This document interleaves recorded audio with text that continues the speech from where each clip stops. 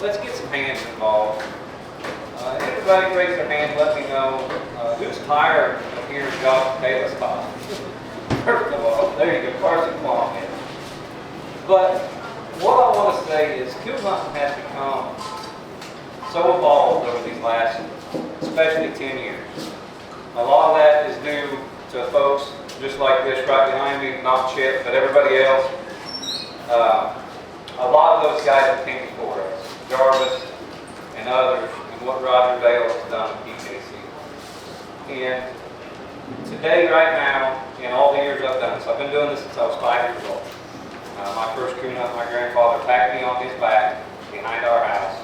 We had sorry dogs. We walked 100 miles. I never dreamed at that point that I would love it as much as I did. But it wasn't long after that where I decided that hunting with hounds was going to be what I did for a living. I was probably 7 years old. And I told everybody that. I'm going to be a coon hunter. That's what I want to be. And right now, there are way more paths to that than there's ever been in the history of the sport.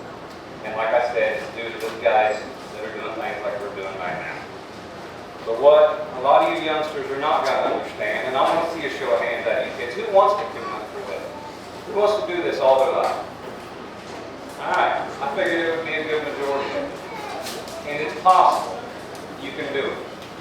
But you're not going to do it without sacrifice and without work, hard work, miserable hard work sometimes. And I know you guys are little, and a lot of you guys are young, and you're not going to understand that yet. But part of that sacrifice is happening this weekend with your parents, and the folks that brought you, and the folks that do all of this out of the kindness of their heart. Guys just like Chris Freiberger back here, who has the kids in the youth program, who's our youth director. All the pizza, the people that paid the entries last night for you. Your parents that stay out long nights, because I know you guys say you get your dogs ready. But a good portion of you, your parents are working hard, trying to get your dogs right, trying to bring you guys to the hunt. They're sacrificing their weekends and their time for you. And that sacrifice and that work ethic has got to carry over to you guys if you're going to make it in this sport. And there's all kinds of ways to do it. You don't have to be a professional handler. I'm not.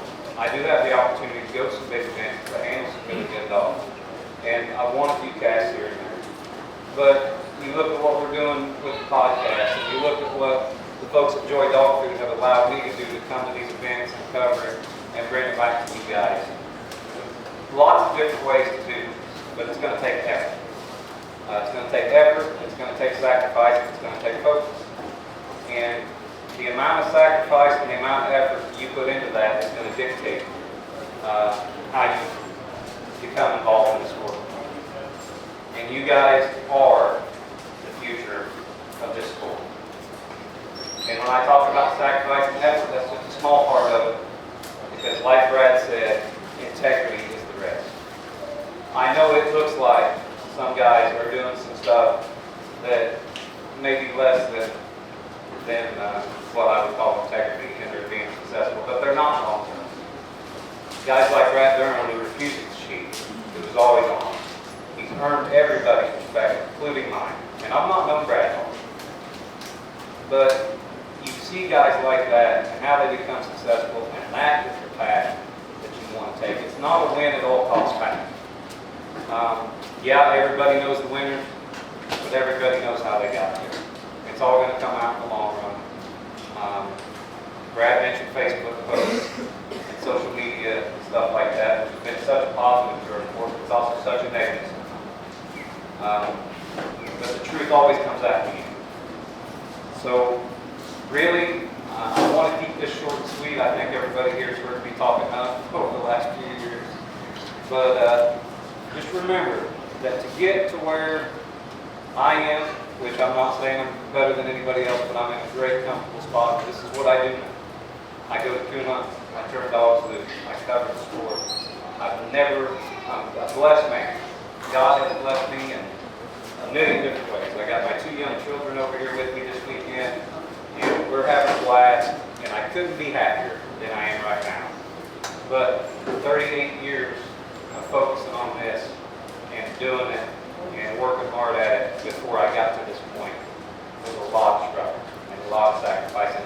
You're going to do anything in life, that's what it's going to be. And so I didn't have anything prepared. I just swung it like I usually do. So I want to thank Chris and Shane and Roger Dale and all the folks here at Salem because they do such a good job at this venue. Thank guys like Mr. Johnny Dalton back there that donates stuff for this hunt, and all these vendors are giving things back to the youth whenever they get their entry paid and all that stuff. Thank those guys this week. Think about your sacrifice, your work ethic, your integrity, and then let's thank all of these adults for what they're doing for you through their sacrifice. That's all I got. Thank you guys.